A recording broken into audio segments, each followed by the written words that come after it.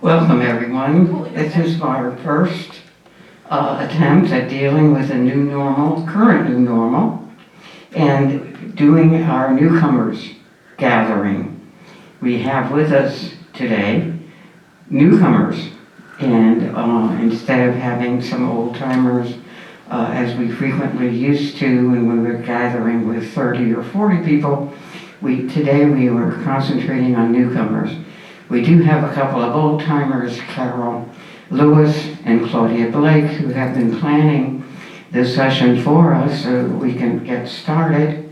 And I would like to make sure that you all know that we are going to continue to do newcomers.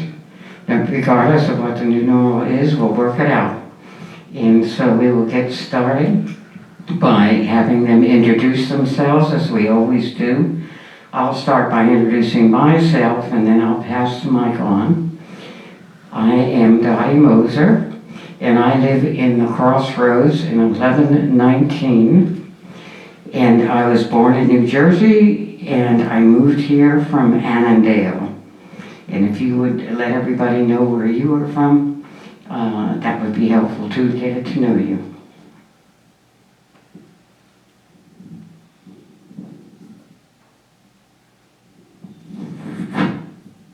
Thank you, Dottie. I'm Carol Lewis. I live in the Crossroads in 811. I have been here a little over 3 years, and I moved here from Vienna, Virginia.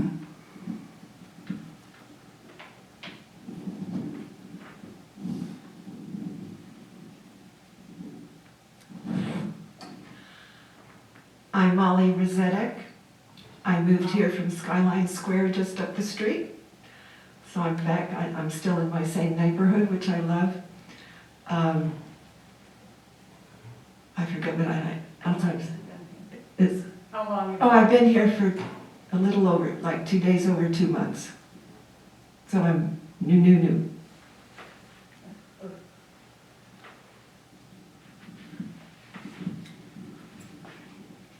I'm Florence Crisp. I moved in here on April 8th into the Point Apartment 273, but I'll be moving into the Crossroads hopefully later on this year. Before I came here, I lived in Alexandria, Virginia, but I'm originally from New Jersey.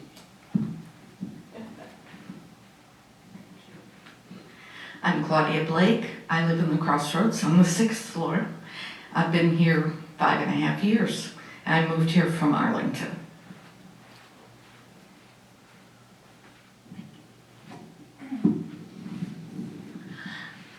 I'm Pamela Orton, and I'm from England originally. I moved here from Clarendon. I've been here about 5 weeks, I think. I moved into the apartment 817 in Crossroads.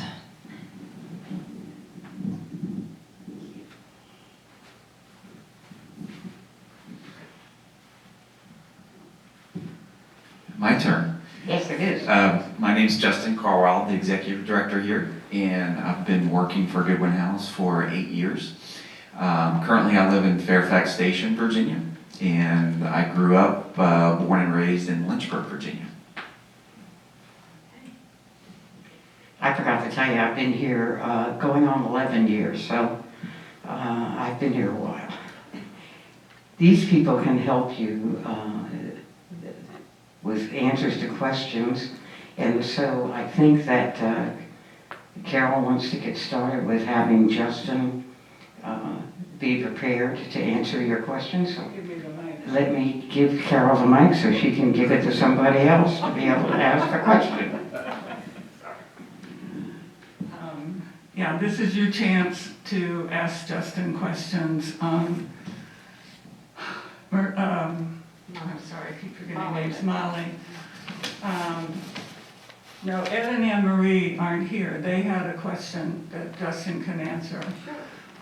They were asking how sound is the financial situation of Goodwin House considering current conditions, including gyrations in the stock market and the impending recession? Sure. So Goodwin House's financial situation is very sound. We built significant liquidity and capital reserves over the years to protect ourselves for situations just like this. Our long-term investments don't, really rely on current market conditions. If you're looking at that month to month, year to year. So we are in a very, very solid, firm condition financially. So that's the good news. We don't know what the cost of all the additional expenses for COVID will be, but they are continuing to climb. Thank you. Molly, you had a question. Do you recall about who you contact?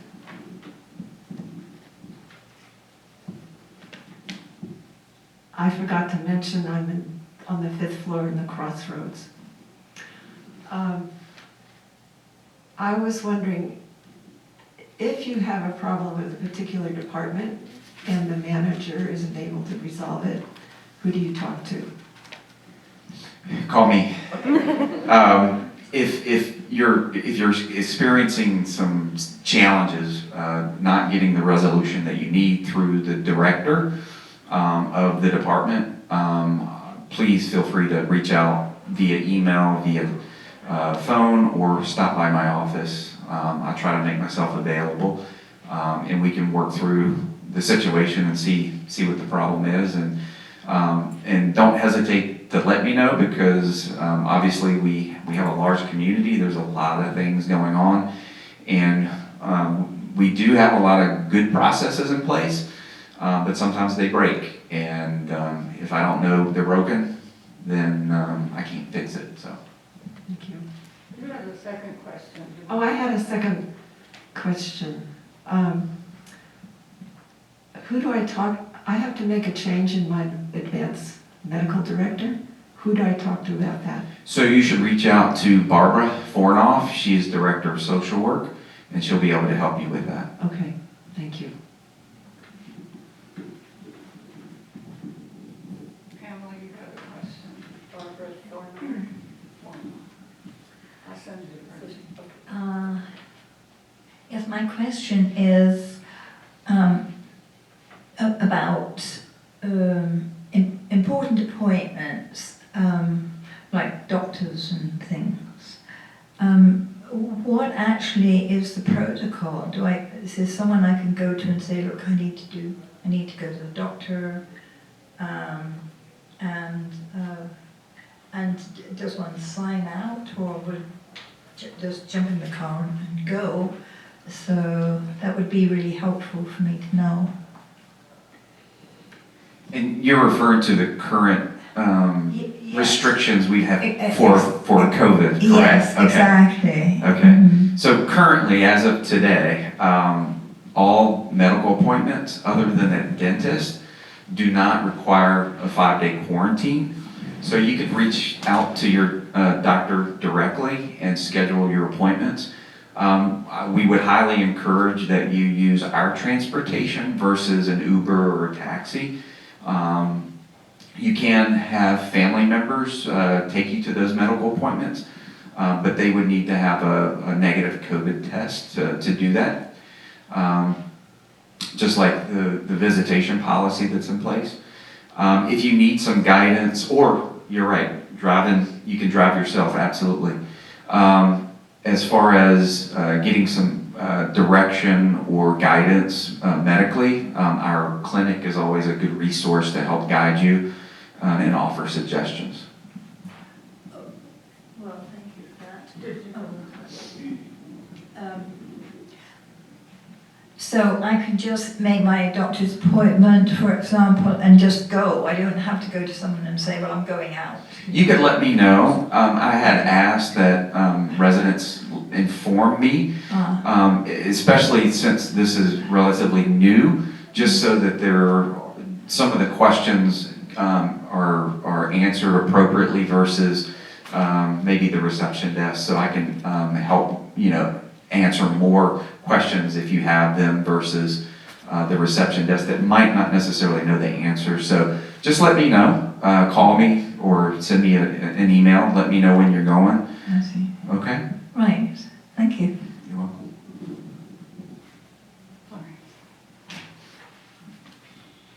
We've had a couple questions.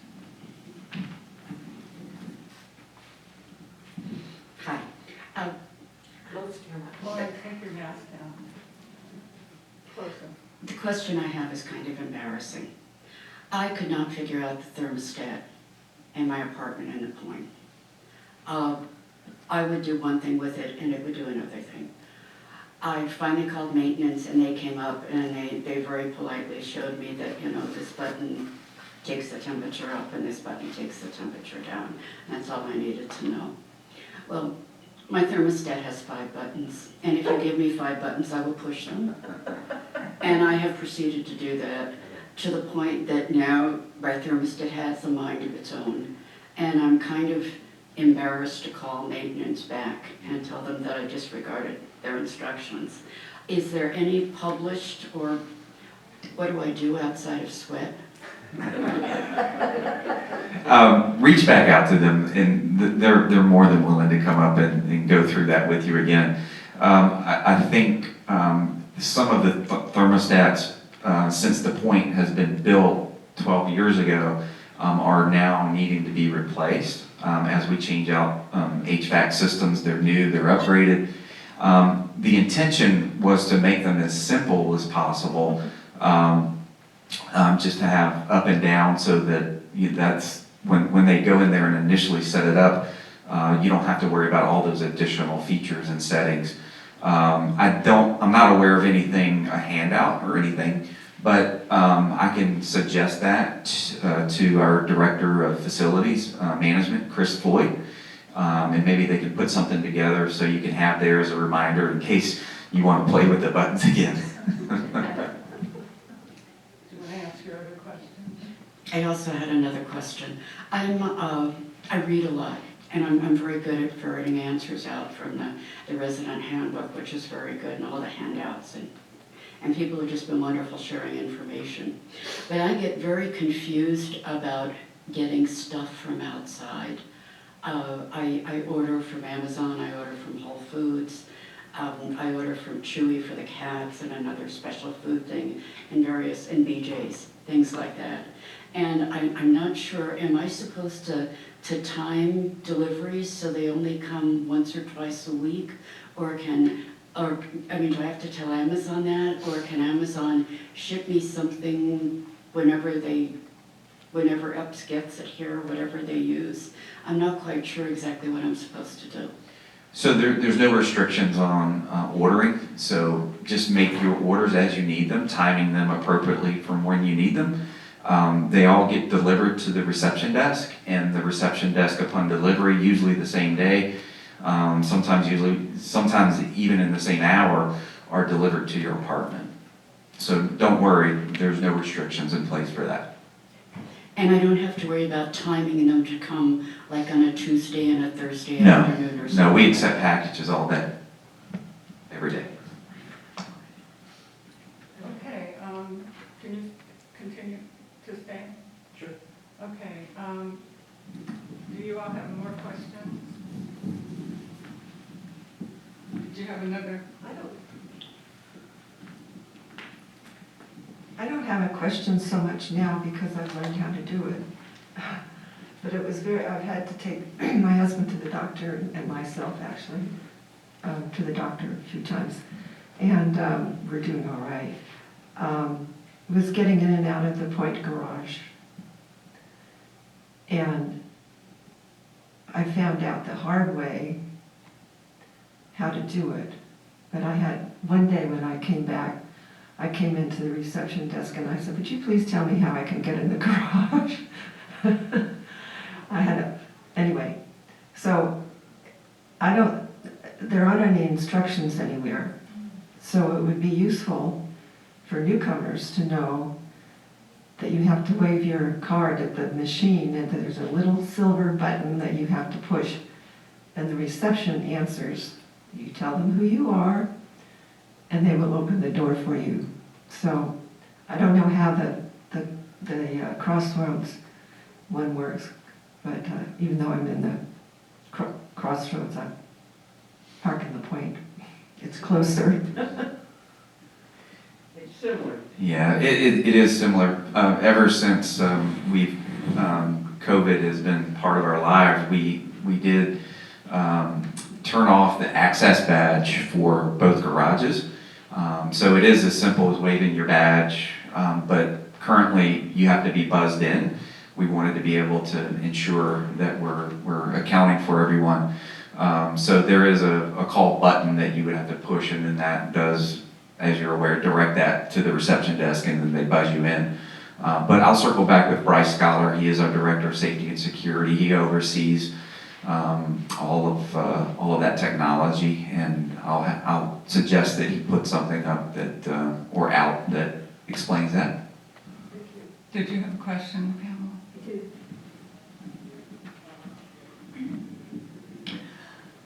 Yes, and I feel a bit awkward about asking this question, but it concerns when I call down, to get a problem solved to the particular department, and I leave a message there. How long should I reasonably wait to get something done? I mean, I've been waiting for about a week to get my soap replenished in the kitchen, and I've got no response whatsoever. And the person I called never responded, or nothing's been done. So I'm wondering, are you short-staffed here? It's not getting a response at all is kind of disconcerting, and I'm wondering how long I should wait before I get a response. I would not wait any more than 48 hours, but on a request like that, that's a same day sort of turnaround. So I'm curious, do you remember the number or the voicemail number that you left that with? I don't remember the number. It was a Stephanie's number. Okay. That's me. Justin, it's a soap that's in the little dispenser on your sink. I think we're responsible for that. That's not stocked. Oh, well, It was probably full when you moved in. Yes, it was, but I asked one of the cleaning ladies, what I should do about that. Yes, I asked one of the cleaning ladies what I should do about that, and she said, "Oh, call Stephanie." So I did. So if it's up to me to find to replenish it myself, I'm glad to do it. But I didn't know. You see, I thought it was supplied, and so I think that she should have responded. Well, it's your responsibility to do that. If you see what I mean. Yep. On the other hand, I still wouldn't know how to put it in. Yeah, you should have gotten a call back a lot sooner than you did, so I didn't get one, it's too amazing. my apologies for that. We'll follow back around. Yeah, I don't know how to fill it either, so I just use a bottle. I don't use that dispenser. Okay. No, So- I just thought if it was supplied, then that would be easier than, You fill it by just lifting the part that's the pump, that your hands go on, lift it out. Oh. And then there's a little hole left there, and you pour in your dish soap. Oh, And then you put the thing back in. excellent, thank you. It's like replenishing a hand lotion bottle. It's such a little thing, I felt embarrassed. It's the little things that can get you there.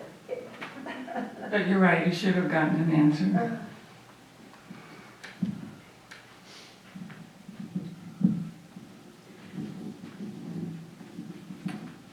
This is regarding current and future restrictions. Pull your mouth down and hold them up closer. Hold it closer. current and future restrictions. I am gluten-free, pretty much, and I get most of my gluten-free products at Trader Joe's, which is not to a mail order or something like that. If I want to go to Trader Joe's today, I understand that when I come back, I have to go into 5 days quarantine. Okay. Do you discourage people doing this? Because I know people going into quarantine puts an extra burden on your staff. And it's so, I should try to have some friends drop it off or something like that rather than go myself. Yes, at this time, the grocery store still carries with it a 5-day quarantine just because of the higher risk. We are having a call tomorrow morning at 8:30 to review additional activities like the grocery store. Is there some opportunities to make it a little safer, taking additional precautionary measures? So more to come, but currently right now I would suggest if you have friends or family that could drop that off for you, that would be ideal. Along those lines, there we go. They've been broadcasting that with things opening up and everything, the number of cases have been rising. Is this going to slow down Goodwin House's plans for giving us more opportunity to go out and also facilities inside? One of the things I was looking forward to was the swimming pool. And do you have any idea if and when that's going to happen? Yes, for your first question, there's many layers regarding how we continue to lift restrictions. One, based on our local Fairfax County Health Department, the CDC, and also our medical director, Dr. Nilsson, in understanding what the data is showing us in our local area. So we're being very cautious, but we understand everyone's going a little stir crazy, and that's affecting a lot of our mental well-being. So we're trying to balance that. With the pool, High Sierra is our pool management company. They work on the maintenance of the pool, they work on the chemicals, and they provide the lifeguards. We actually have a call with them tomorrow at 2 o'clock to discuss reopening. They are having some challenges within their company with lifeguards. Majority of their lifeguards are from overseas and they rotate every 3 or 4 months. So there's some nuances there getting them back in the building. But we're hopeful by tomorrow we'll have a better idea and a time that the pool will reopen. The good thing about the pool being down, we were able to drain the pool, clean the pool. We painted ceilings, we made some additional repairs, put in new lighting. So it's going to be refreshed once we get back in there. Anyone else have a question?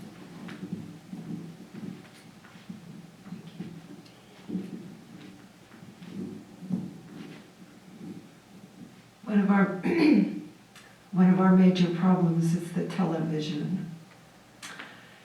And with the help of a darling niece who knows everything and can do everything, even though she's in Colorado and Denver, we made arrangements to have Verizon to come.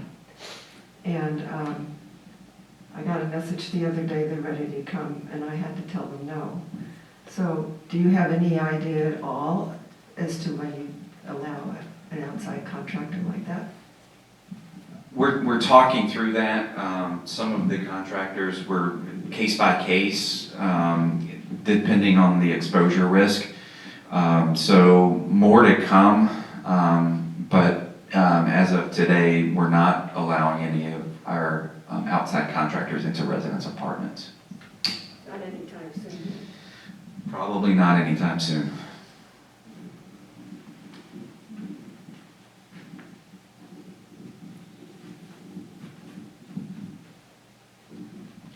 Are we allowed to visit each other in their apartments? I have some very dear friends that live on a different floor and tested negative when you did the COVID tests and everything. Am I allowed to go up and visit them in their apartment, and can they come down to mine? Yes, I mean, just like we're here now visiting with one another, but keep social distancing in mind, keep your mask on, and just continue to practice good hand hygiene, because as you enter into a new environment, there's still likelihood of cross-contamination. So just be mindful of those. So yes, I would not see that as a high risk, as long as you're maintaining those precautions. Getting back to my gluten-free question, I remember at one point in the process, it was discouraged family members bringing food to you. Do I understand that that's now okay? And also, I don't have any family that are in this area. Can I consider my friend's family? And if I wanted to set up an appointment to meet with them and chat or something like that, I would be able to do it? Yes, so I think early on we were discouraging deliveries, but we do have a process in place where we do sanitize the outside containers, wipe down, and so we feel more comfortable allowing that to continue. So yes, family or friends are welcome to bring any outside groceries or food.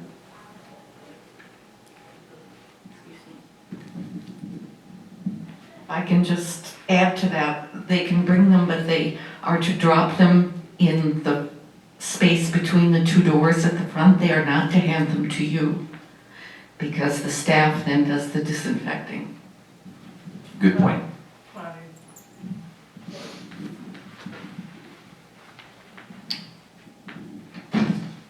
And if I could add to that, there is a protocol for allowing family members to visit, and I think friends would be included in that. There's a protocol now, it's on the web, the daily and weekly protocols are on the website. And if your friend would have to have a test, a COVID test, and test negative, and it has to be within 5 days of them visiting you. And then you schedule a time for them to visit, and you go outside, and you can meet in the bistro patio. The staff will wipe two visitors per resident, so you could have 2 guests come. You sit at the bistro patio, maintain distance, wear your mask. The staff will wipe off the table and chairs in between visits. And they time you at 45 minutes. There hasn't been a big rush, so I think people are staying a little longer than that. The key thing is that they have to have the COVID test and test negative before they can, and they have to bring proof of that. Anyone else? More questions? This is your chance to ask the top guy. I'll think of something as soon as I leave. You will. Yes. I think we still have a little bit of time. I just wanted to tell you a few things about the newcomers meeting. We meet. We're only at 30 minutes. Okay. We used to meet when we could meet face to face. We meet every Tuesday at 4 o'clock in this room. And we have been having 40 to 50 people come. A lot of old timers come because you learn something new at every newcomers meeting. And our general format is to bring in the head of a department.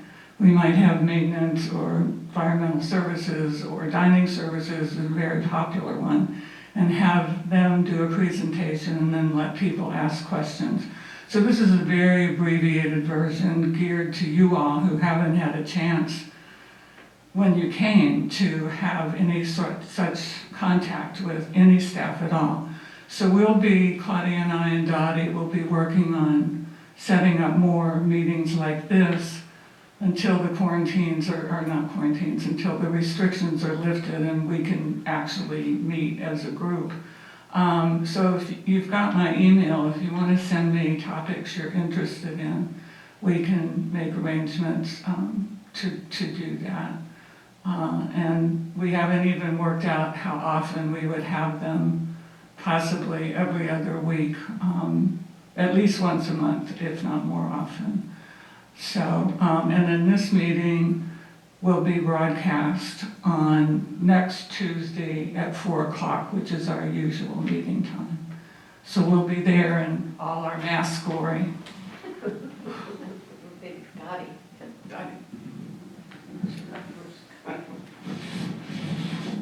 A couple of things. Justin mentioned Barbara, our social worker, for those of us who are in independent living.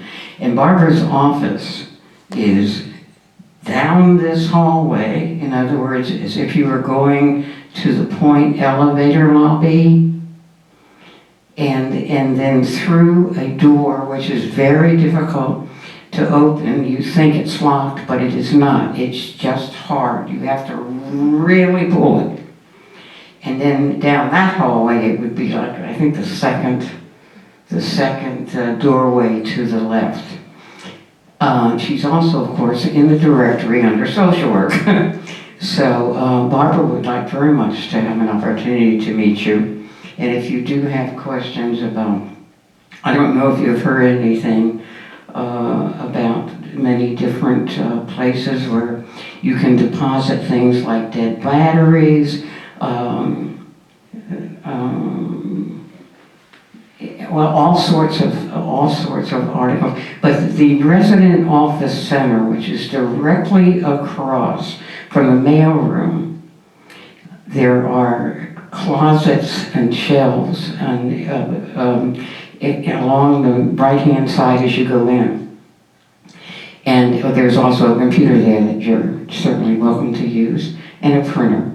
But if you would check those closets, and you will see that there are places where things that you don't know what to do with, that are not recyclable, you can place there, and they will get the proper kind of use or disuse, depending on what they are, including canned goods that the dates are expired. So take an opportunity sometime to go into the resident office center and become acquainted with it, because it does have a lot of things to offer, including a place where you would sign up for trips when we are able to sign up for trips. And we do have wonderful trips coming up, so we're hoping that the time will come in the not too distant future when we'll be able to start doing that again. But I want to make sure that you knew where Barbara was. Justin's office is also down this hallway at the very end of the hall, and he welcomes us. He has an open door policy as well as Barbara. Anybody, anything they want to ask now?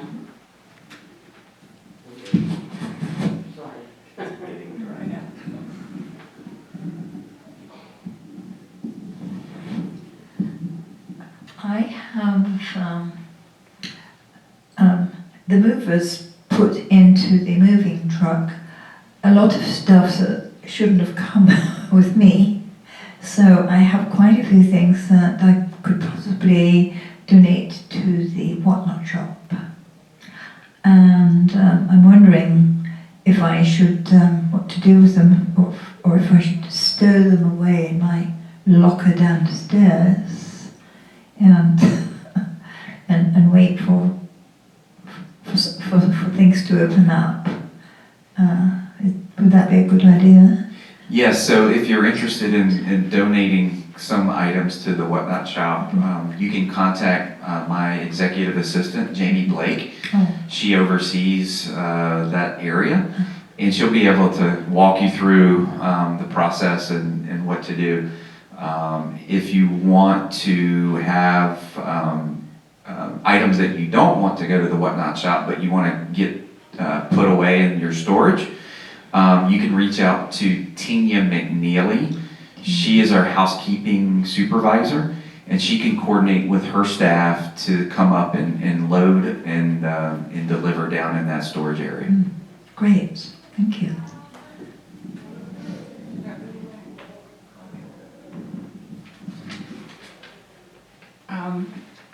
If we've got time, right? Florence, I wanted to give you an answer on your thermostat that I got from a resident of the Point. So I don't know, I mean, this is what works in her apartment.